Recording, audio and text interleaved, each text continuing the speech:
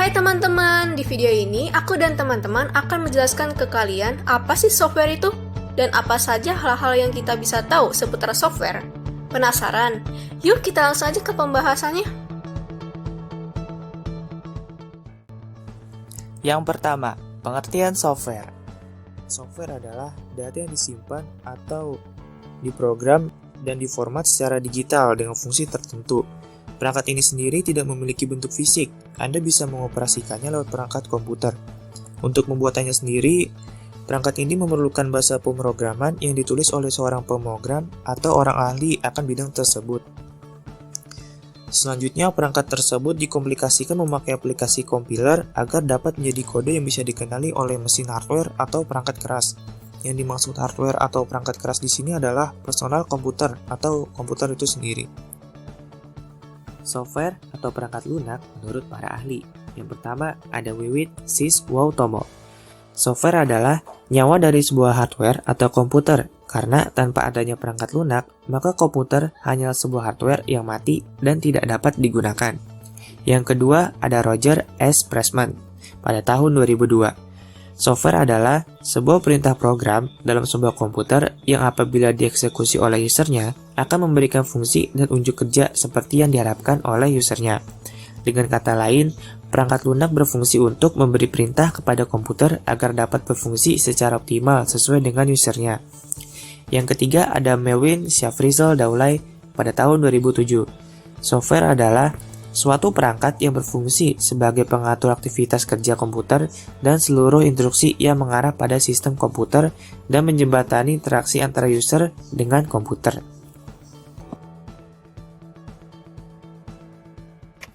Sejarah software atau perangkat lunak. Perkembangan software atau perangkat lunak sudah dimulai bahkan sejak terciptanya komputer elektronik. Perangkat lunak pertama kali digagas pada pertengahan tahun 1800-an oleh Charles Babbage, namun baru dikenalkan secara resmi kepada khalayak pada tahun 1935 oleh Alan Turing melalui esainya yang berjudul Nomor Komputasi dengan Aplikasi ke Masalah Entscheidung.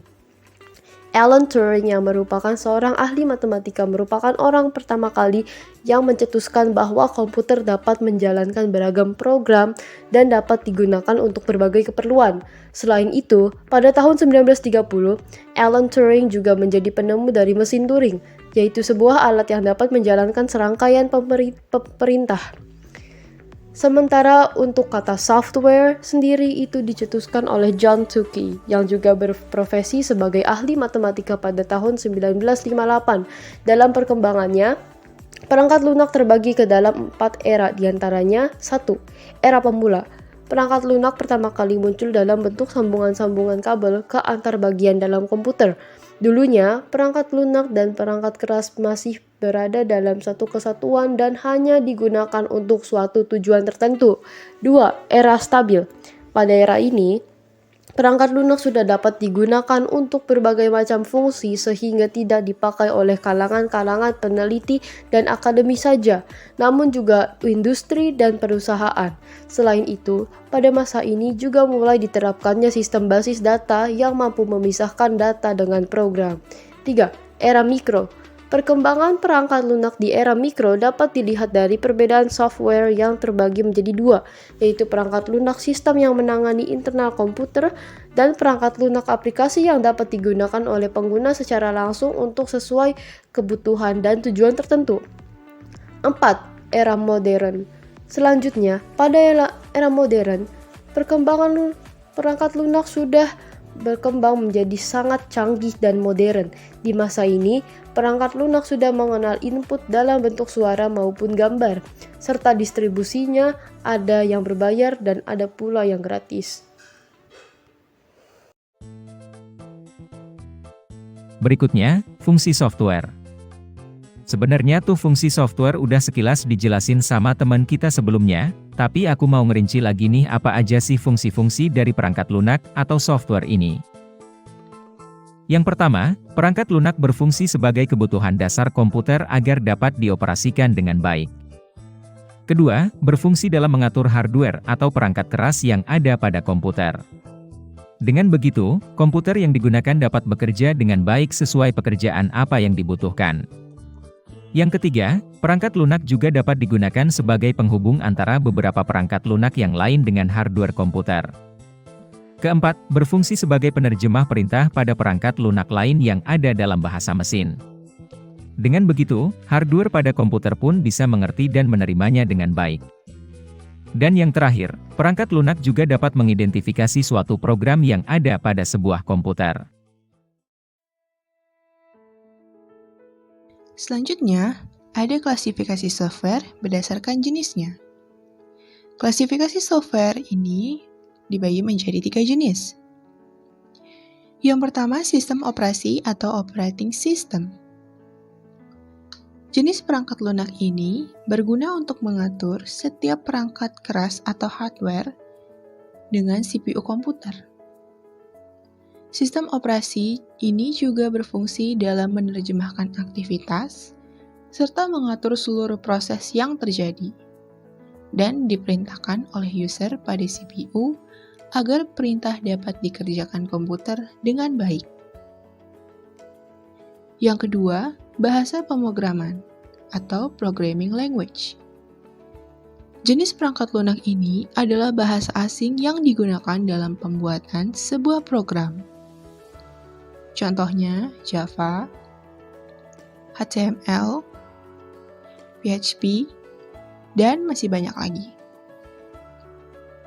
Dalam membuat bahasa pemrograman ini, nantinya masih memerlukan perangkat lunak khusus untuk merancang program sesuai dengan metode dan struktur yang ada di bahasa pemrograman itu sendiri. Yang ketiga, program aplikasi. Program aplikasi yang dimaksud merupakan perangkat lunak yang sudah umum digunakan oleh banyak orang untuk menyelesaikan tugas-tugas tertentu.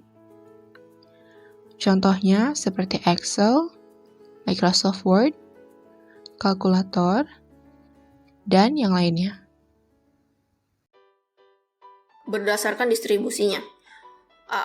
Firmware merupakan jenis penyimpanan perangkat lunak yang hanya bisa dibaca. Anda tidak dapat mengubah sifat tersebut, sehingga tidak perlu lagi melakukan modifikasi maupun pengembangan lebih lanjut, meskipun terjadi pada masalah fungsinya.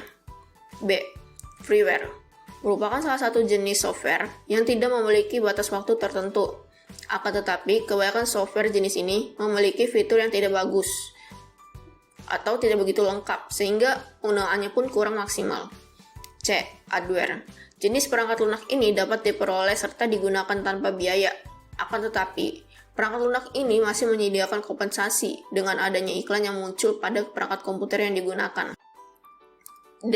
Open source, yaitu sejenis perangkat lunak yang dapat dibuka kode sumbernya. Anda juga bisa mengubah, meningkatkan, hingga menyebarluaskannya. Umumnya, software jenis ini diperoleh tanpa biaya dan dikembangkan oleh orang lain menggunakan lisensi yang bernama GPL, General Public License. E. Malware merupakan salah satu jenis software yang dianggap berbahaya dan bisa merusak apabila disalahgunakan penggunaannya. F.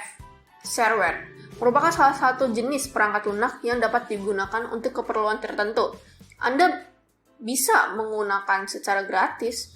Pada umumnya, jenis perangkat lunak satu ini digunakan sebagai demonstrasi dengan fitur dan waktu penggunaan terbatas. G. Spyware, salah satu jenis software yang khusus digunakan dalam memata-matai setiap aktivitas penggunaan komputer. Ketemu lagi nih sama aku, tapi kali ini aku bakal bahas tentang contoh software. Dari beberapa penjelasan lengkap mengenai software tadi, kurang lengkap rasanya apabila kita belum menyebutkan contoh software itu sendiri. Yang pertama, Microsoft Office. Software ini sangat berguna untuk mempermudah atau meningkatkan efisiensi berbagai pekerjaan kantor, seperti perangkat lunak pengolah kata, pengolah angka, media presentasi, dan lain-lain. Contohnya seperti Microsoft Excel, Microsoft Word, Outlook, dan PowerPoint. Kemudian Google Chrome. Kita semua tahu dong kalau Chrome merupakan internet browser. Tapi kalian tahu gak sih kalau Chrome juga termasuk software? Photoshop. Buat para editor pasti kenal dong dengan software yang satu ini. Yap, software ini berguna untuk membuat dan mengedit gambar atau foto.